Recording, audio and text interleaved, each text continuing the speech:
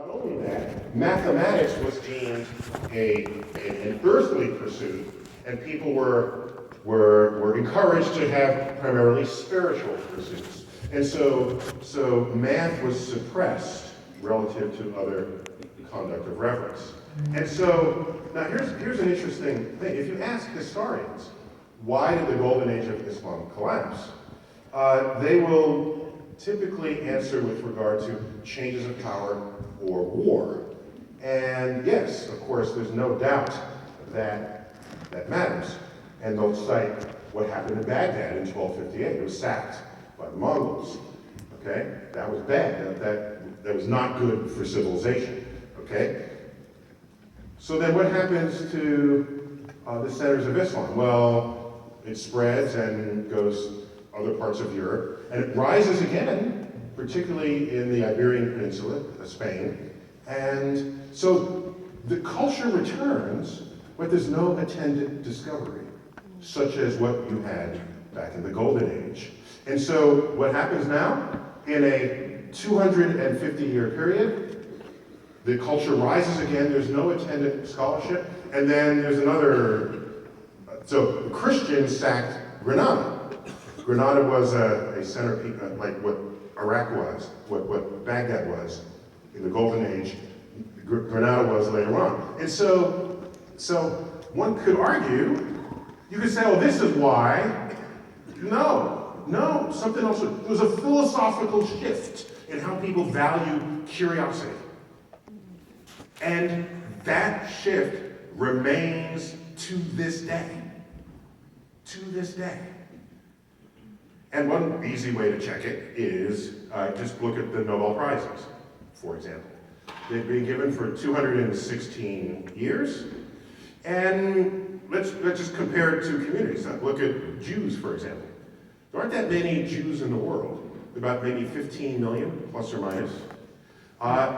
The modern Jewish community is highly invested in education, in discovery, having new ideas, contesting old ideas, and that manifests in these numbers. So what I have next is the number of Nobel Prizes in the sciences won by Jews. Here it is.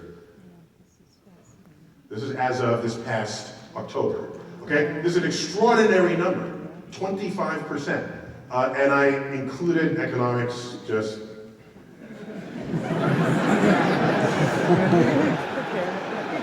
I don't want to get any fights with anybody later.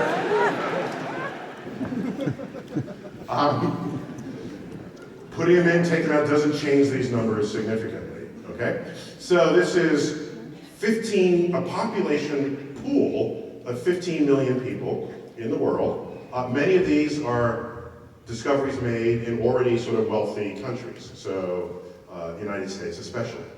But the takeaway here is there's about 15 million people that's the population from which these awards are drawn. So now let's look at the Islamic population of the world. It's more than 1 billion. It's like 1.3 billion people.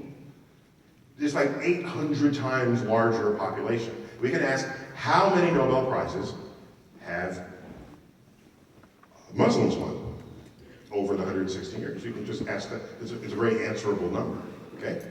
Here it is.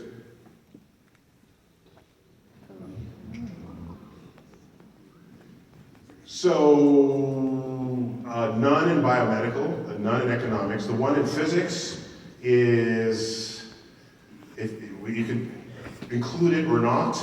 The person who won it was a Pakistani Muslim, not a Middle Eastern Muslim, and he attached himself to a branch of Islam that in his home community was rejected as not being the right strain of Islam.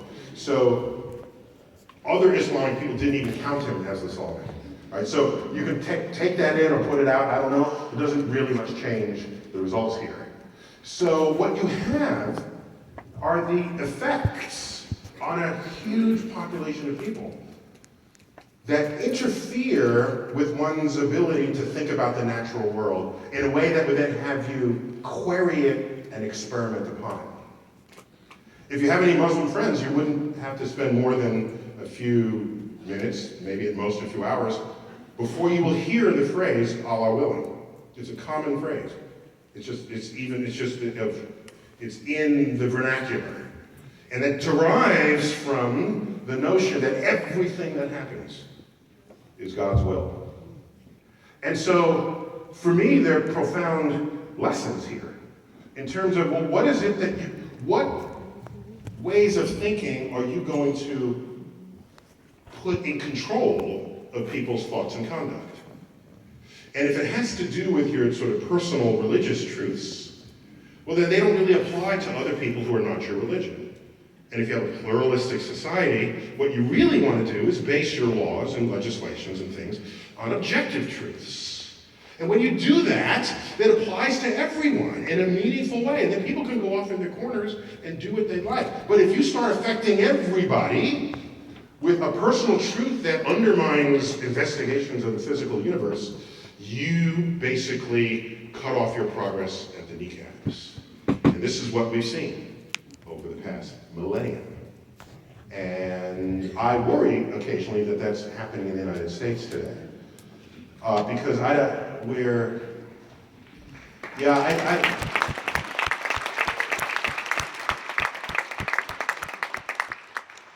it's if you believe something is true based on faith, the only way you can convince someone else of that is if you're going to force them into it, if they don't want it, or you have a war with them. And personal truths are not for everyone. They're for the people for whom they matter personally. And so,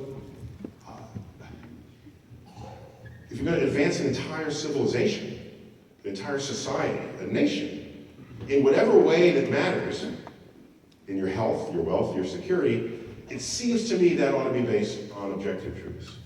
That's the surest way to protect your future.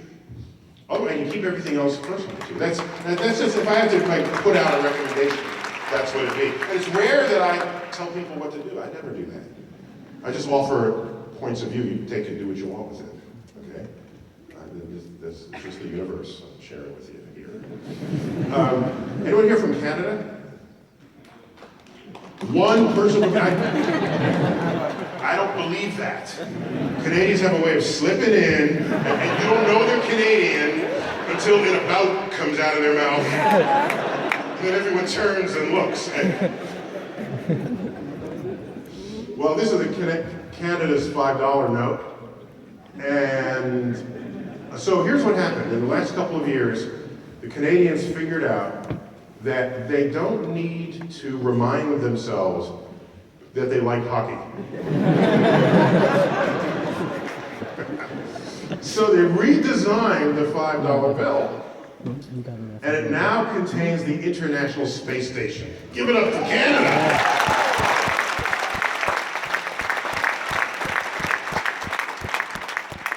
And what's for me the coolest thing, so Canada, the space station has a robotic arm designed, built, manufactured in Canada, and attached to and so it's called the Canada arm. One run-on word, it's kind of cute. And they do that for other things. They make regional jets.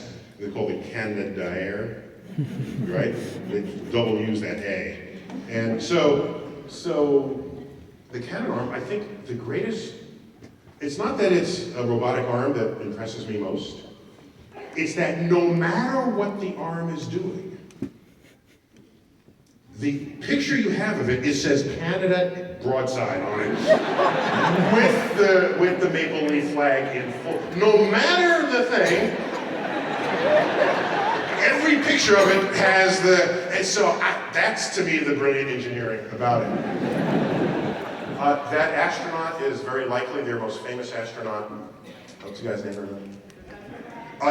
Chris Hadfield, who we had him as a guest on Star Talk, and he sang a song.